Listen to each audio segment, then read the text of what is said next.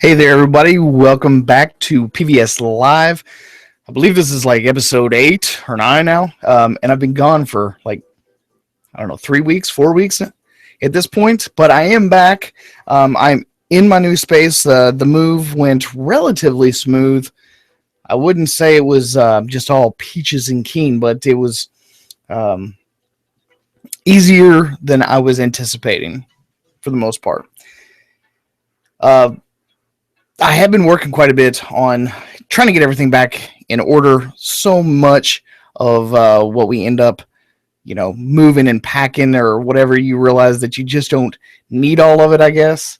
Sometimes it's just a real pain in the behind to, sort through all the stuff, because you don't necessarily want to pack everything if you're never going to use it again. But at the same time, you're always just like, well, what if I do need it? Or what if I could use it? So that kind of ended up being my situation, but I went on ahead and packed up the majority of my gear, tried to get rid of some of it.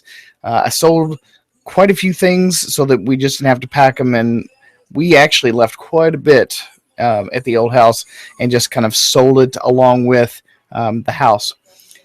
But anyway, I want to welcome everyone here to PVS Live, and I appreciate you guys tuning in again.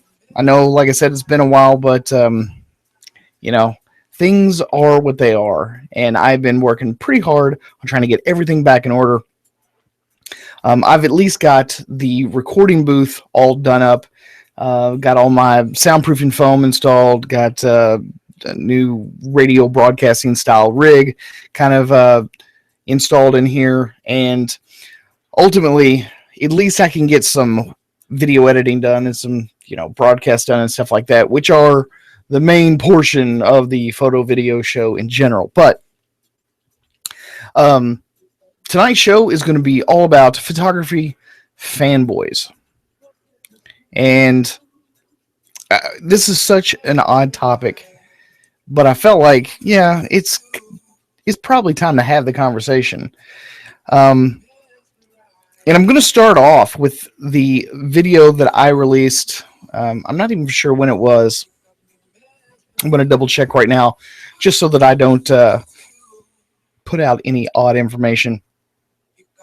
Okay, yeah. It was the video that I put out on August the 14th. It was on the Sony A7R Mark II. And the title of it was Poor Resolution and Autofocus, ? And Overheating, ? So the video has gotten about 4,200 views. Not bad for a Sony video on my channel, but the thing that bothers me the most is not the view count. Yeah, I'm really not even all that concerned. Most people that are on YouTube, they do it for the fame and the glory, and they want to be super popular and have just a shit ton of subscribers and viewers and all that kind of stuff. I don't really do it for that. For me, this is a topic that I actually like talking about. So when it comes to cameras and gear and techniques and all that kind of stuff, I just actually enjoy it. I'm not trying to get rich off this stuff. It is nice when the channel can support itself and that the time that I put into the channel can actually hold up its own weight. But at the same time, I'm just not all that overly concerned with being internet famous, per se. Okay, so the main thing that was concerning me with the video was not the views and not its popularity or anything like that. It was quite literally the likes or the thumbs up and the thumbs down. Essentially what I did was I put out my expert opinion about the A7R based on other photographers' feedback that I was getting about the Sony A7R. And I knew that a lot of people wanted to hear a lot about the camera. It had just come out. I didn't pre-order it, and I'm not going to. I'm not going to pre-order any brand spanking new camera for myself personally. Now, if I happen to get it as a loaner or something like that, and then I end up loving it, fine. But I just don't pre-order and just dive right into brand spanking new gear right away. I think it's a dumb move on most people's parts to do that. I'm not trying to offend anyone, but at the same time, I don't give a shit if I do, because I just don't want to waste my time overall. I don't want to get a product in and, I want to love it, so I end up keeping it for all the wrong reasons and stuff like that. So I wait until it's kind of been out there for a little while, and if I really want the product, then I get it. Okay? So anyway, the A7R Mark II, it was finally released in the wild, and it had been out there for probably about a week or so when I posted my Sony A7R Mark II video. And essentially what I got from people was a even 50-50 split on whether or not they liked the video and whether or not they appreciated the content. I did have some people that heard me say that I do not actually own this camera, and all of my information is based off blah, blah, blah. And then I had several people that just went, I quit watching after that. As if there was no interesting information to be found thereafter. Because everything you hear has to be, any information that you get has to be first-hand account knowledge, has to be in your hands, right? As if I'm not familiar with the Sony systems whatsoever. And that's okay. Those are honestly the people that I don't want on my channel. Obviously, I can't control who subscribes, but, there's just a big level of shitheadiness out there everywhere. Okay, so I released a video, and the views started coming in, and the thumbs up and the thumbs down started coming in, and it was pretty much what I was expecting, only it was more on the thumbs down side than I had originally thought it was going to be, because, I always get some thumbs down when I criticize almost anything. And it doesn't really matter what it is. If I criticize a microphone, or if I criticize a lens, or if I criticize a camera body or whatever, I expect some thumbs down because the fanboys are everywhere. And how dare I say anything bad about what they love so much?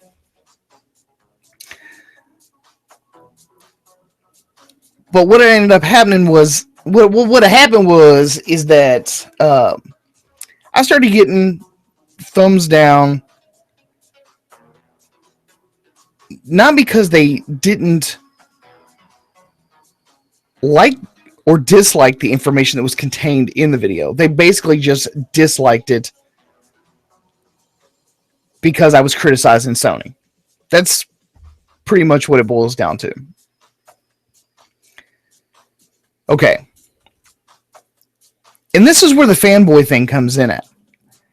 I don't really kind of get the whole premise of brand loyalty, fanboyism, I don't know, brand trollism. Is that even a thing? But essentially, every single person that thumbs down, at least as far, that managed to squeeze in a comment as well, it was always the same thing. It was like, oh, you don't own the camera, I'm not interested in the information. As if everything in the video was a lie or completely unfounded. The second thing that I would get was, oh, Mark, what are you now? Are you a Sony hater?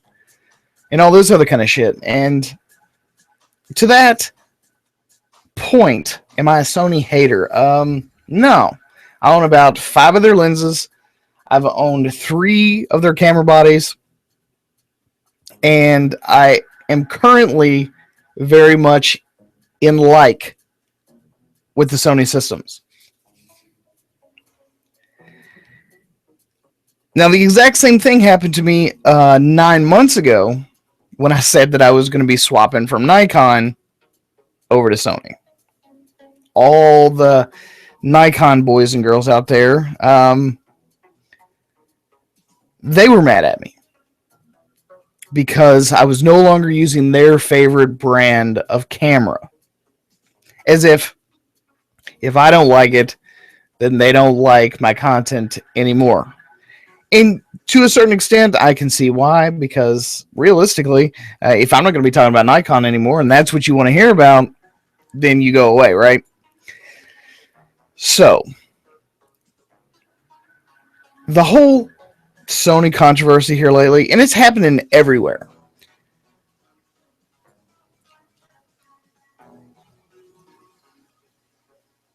Let me think of how to word this. People are a bunch of bitches. That's the softest way I can put it. And when I say bitches, I don't just mean sorta. I mean wet, dripping bitches. I have never in all my life seen so many people. I mean, I feel like I am talking to middle schoolers half the time when I discuss or do any level of criticism about a specific brand, a specific feature of that brand, any problems that brand may be having. I'm not interested in sensationalism. I'm not interested in being a cheerleader. I just want to know the truth. And me, as I'm a consumer just as much as everyone else out there. I mean, we want information so that we can consume the product, consume the item, consume the tool that is best suited for our needs. At least that's the rational way to look at all of this. But if you say anything bad, if you say anything critical, then automatically I become a Sony hater, I guess. And that's okay. I genuinely don't mind the bullshit. But what I do mind is the fact that if I'm giving out genuine, real information, why would people hate that information? Like, if it's credible and it's factual, why would one not want to have real information? It does boggle the mind quite a bit. As if for some reason, we just don't. It's almost as if the people, they want to be misinformed, or they want to be led astray, or they want to be lied to, or they don't want to hear anything like it's like, la, la, la, la, la, I'm not listening. But why? So you can't really go into anything critical or anything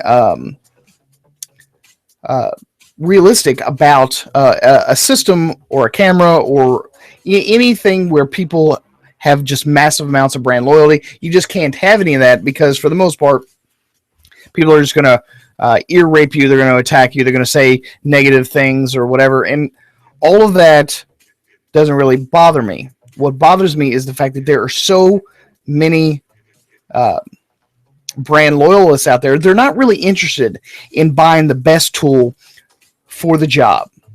They're more interested in having their ears tickled. But the thing you have to understand, though, is that we are not living in a world where everything gets to go our way. That's just the way it goes. Sony's been doing some amazing things, but it doesn't mean they got everything right. And when I criticize something that Sony says or Sony does or whatever, that's coming from a genuine place, because if I don't put that level of criticism out there, if I just bow down and suckle on the deek of the Sony system, then they never get any genuine constructive criticism. And they need that. People, companies especially, need that, or they won't improve. And I just have no desire at all to tickle you guys. I'm not here to tickle your ears. I want to be honest with you all. I want to give you all the best level of information that I can give you without being sensational about it. Now, as I was saying before, though, the video's title was Poor Resolution and Autofocus.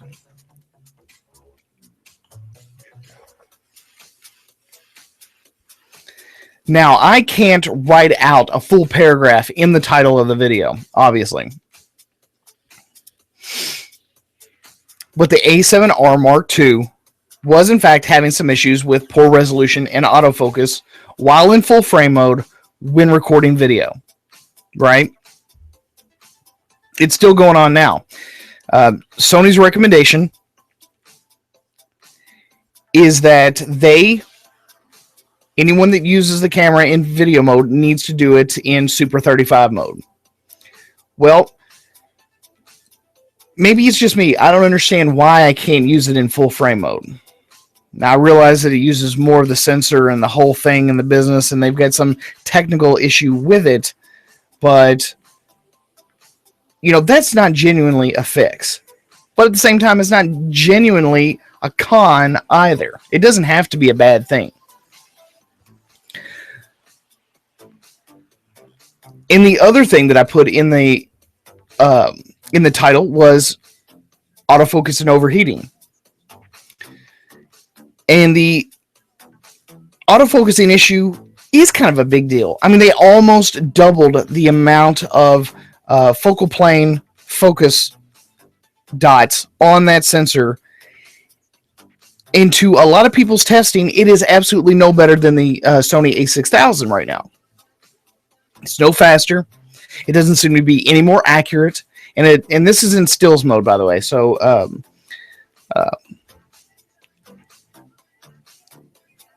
but with that many extra autofocusing points, it should have been at least double as fast. It should have been double as accurate. I don't even know. I mean, maybe they just covered more of the sensor with the focus dots or whatever, but it should have done something to improve the performance overall. And it hasn't. At least from the reports that I'm getting. Now, I might be off. Now, maybe it's better. Maybe people learned how to figure it out a little bit better. Maybe they worked on it some. Maybe they learned to live with it. Now they're pretty cool with it. You know how you get. You know, you get something, it seems like really shitty when you first start off with it, and then all of a sudden it starts to kind of grow on you and you don't mind as much. Well, that could be the case. Now, the overheating issue is very, very much real. But the the photography fanboys, the brand loyalists, the hardcore, you know, don't ever say anything bad about me. Don't ever say anything bad about my camera or my lenses or my system, you know, or you're a douche for doing so. But that is a concern for a lot of people. A lot of people use DSLR style bodies, and now mirrorless, to shoot video. And they don't want to be hassled with their camera shutting down 10 to 15 minutes into the recording because the damn thing is overheating. Again, maybe it's just me. Maybe I am a douche. Maybe I am a shithead. But I don't think that it's unrealistic, and I don't think that it's unreasonable to say, okay, here's a company that's claiming that you can get 30 full minutes of recording time out of this camera, but don't ever try it because it's going to overheat and shit the bed on you.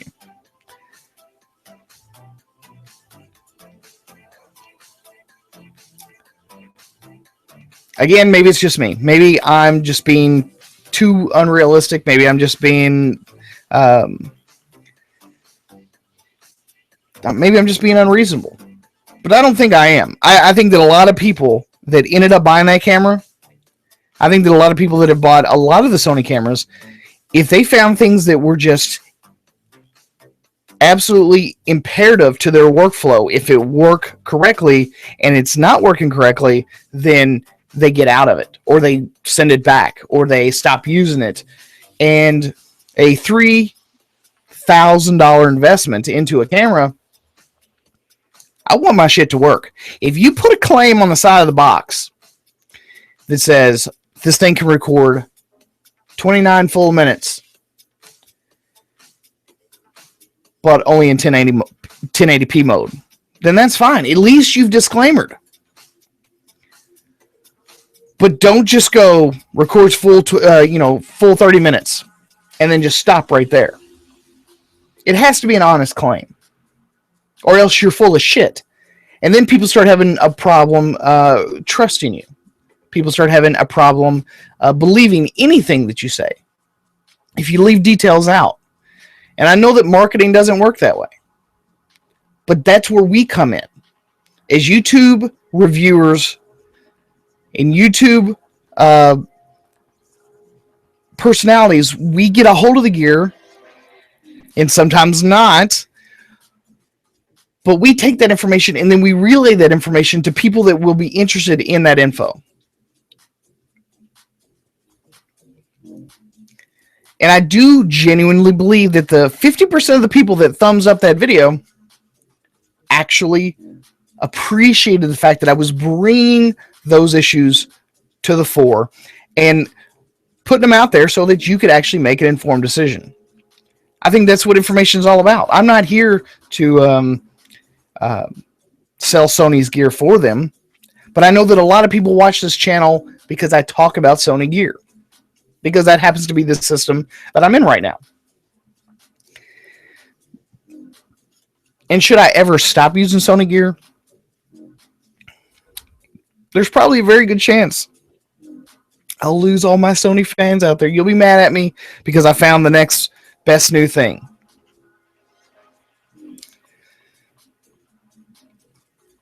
But I do believe that maybe I should tell you all a little bit about me when it comes to gear in general, or anything in general. Stuff, to me, they're all tools. Okay, so like here in front of me, I have a Apple trackpad. It's a tool. I also have an Apple Magic Mouse. But Mark, why? Why would you have two devices that do almost the exact same thing on the exact same desk at the exact same time? Because they're tools. That's it. They help me get my job done. That's their sole function, is to help me do what I need to do on a day-to-day basis. That's it.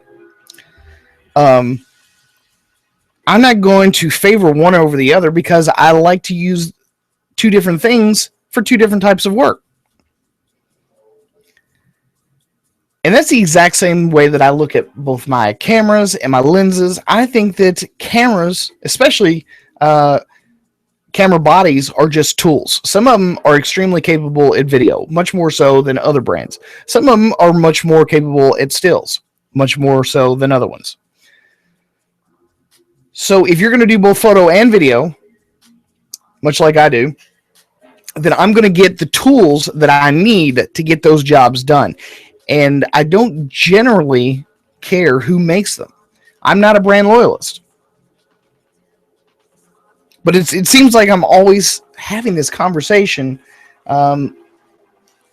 because most of the photography kids out there, let me have a heart-to-heart with you real quick. Don't be loyal to a company. Don't be loyal to a brand. The only thing they're loyal to is your dollar, okay? They don't know you. They're never going to pay your bills. They're never going to come visit your mother when she's sick in the hospital. They don't know you, and they don't give two shits about you.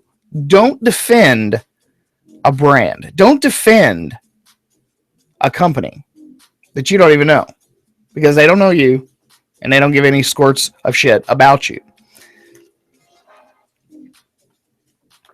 What they do care about is your dollar, your payment, your money. And knowing that is going to be the relationship that you're going to have with these people, the only thing that you should care about is their product, not the name written on the product, not the moniker on the side of the product, but does that product deserve the amount of dollars that you're about to give them? That's it. That's the only thing that you should ever be concerned with. Don't be a fanboy. Don't be a brand troll.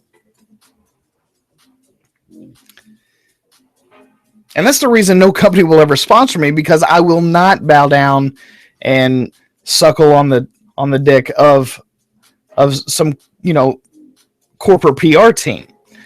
My whole goal is to find stuff that works for me and that is consistent in that work, and then I will relay that information to you guys and gals. I don't really have any qualms with saying what I feel and what I mean and putting it out there publicly, because, I stand by what I say. And when I'm wrong, or if I change my mind, I have absolutely no problem coming back after the fact and going, dudes, look, I'm really sorry. I was wrong. I was overly critical. I was possibly out of step. I was, I shouldn't have done that, or I shouldn't have said that. And I think that if more people appreciated honesty, I probably wouldn't have got as many thumbs down on that video as I did. But when you criticize someone, especially someone that has just made an investment of over $3,000 into a specific item, and I'm guilty of this. I am totally guilty. That when I invest that much money into something, the first thing I do is I start to, I want to find other people that will validate the purchase, that make me feel good about the amount of money that I just dumped into something, this inanimate object. And if you go searching around long enough, you're probably going to find someone that doesn't validate that purchase. And what they're going to do is they're going to say something critical about it, or they're going to say something that will, knock on it a little bit. And then the first thing that you want to do is you get this visceral reaction to lash out at that person and just let them know all about themselves. That whole thing. And it's unfortunate, because as a purveyor, a peddler of information, which is what the internet is all about, I want to get the most recent, the most accurate information out there to you guys, so that you all can make informed decisions. I mean, that's what the whole thing's about.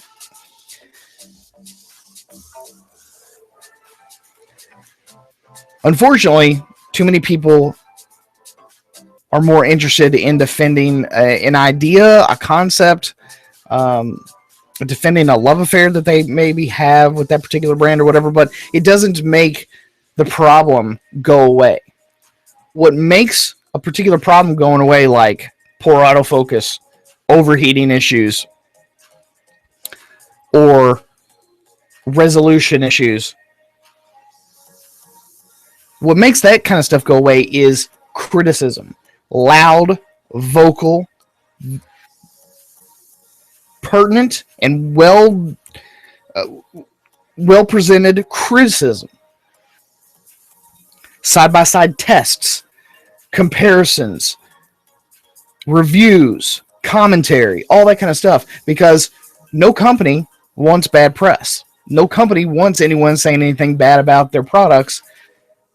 So the first thing they do is they go right back to the drawing board and they begin to improve. That is the market at work. But if we all sat around and held hands and sang Kumbaya, Sony is awesome, Sony is great, then they would never go back and do anything amazing. And just about a year ago, they were very, very, very hungry to push out some amazing stuff with relatively few problems for the technology at the time. I don't think it's so much anymore. And the A7S Mark II right now is a perfect example of that. So again, I'm going to do just a smidge of criticism on the Sony brand. So for all of you Sony loyalists that happen to be watching, you can just go ahead and shut it off now because you're probably not going to like what I have to say. By the way, I did want to let everyone know that this is, in fact, a live show. So if you're interested in contacting me or having your comments read here on the show, go ahead and hop on over to the view page on YouTube, jump on in the chat room, and leave me a comment.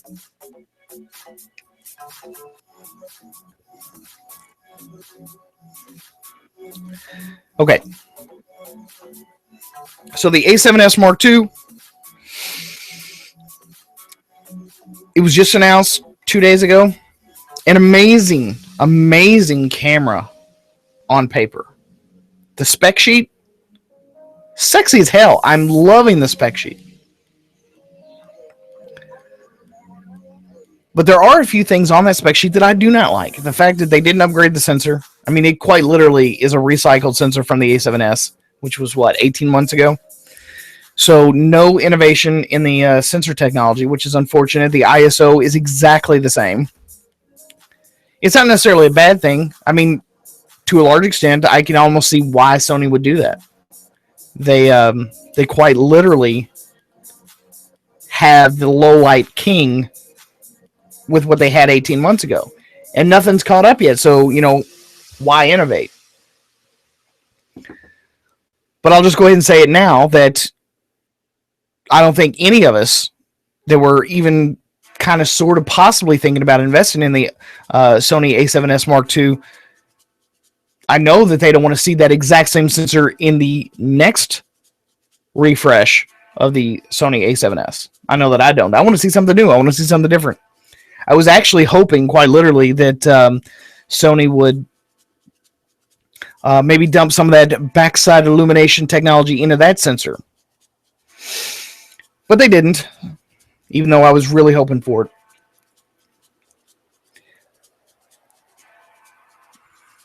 But because of that, because that they did not do any innovation into that sensor, it makes me take a bit of pause. They did add the in-body image stabilization, which I think is a welcome addition. I think for stills and for mildly steadied video, it's probably going to be amazing. But as soon as you combine that with the other new feature that they integrated into the camera, which is internal 4K, I'm going to have I'm saving my final judgment for when it actually gets released and we get to see it in person out in the wild. And I'm really hoping that the low pixel count on this particular sensor, it being only 12 megapixels, I genuinely hope that it isn't going to overheat.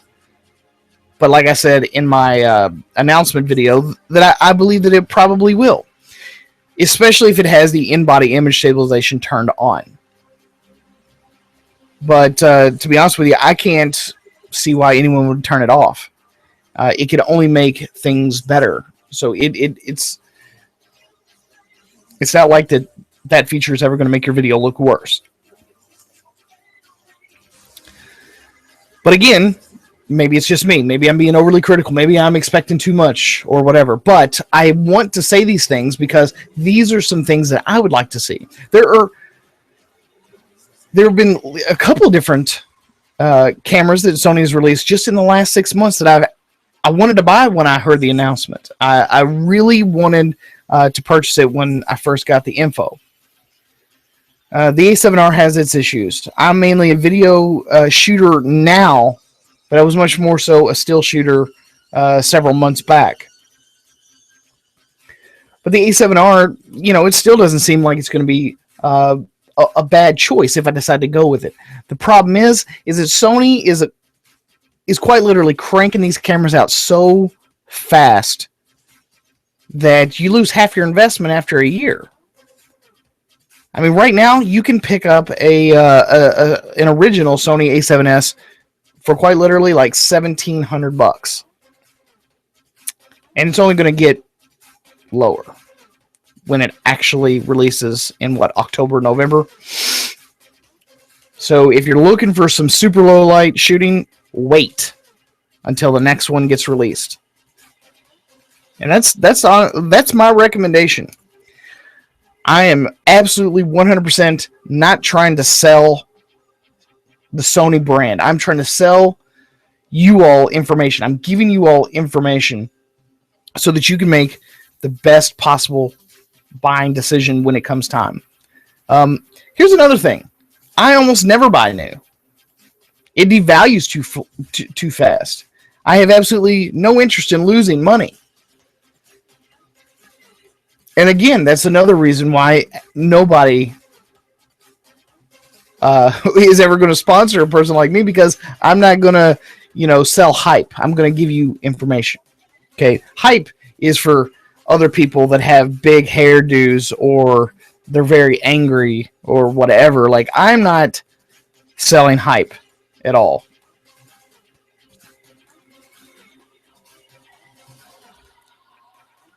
I like looking at photography as a craft. And for every craftsman, they have tools. And to create their masterpieces, to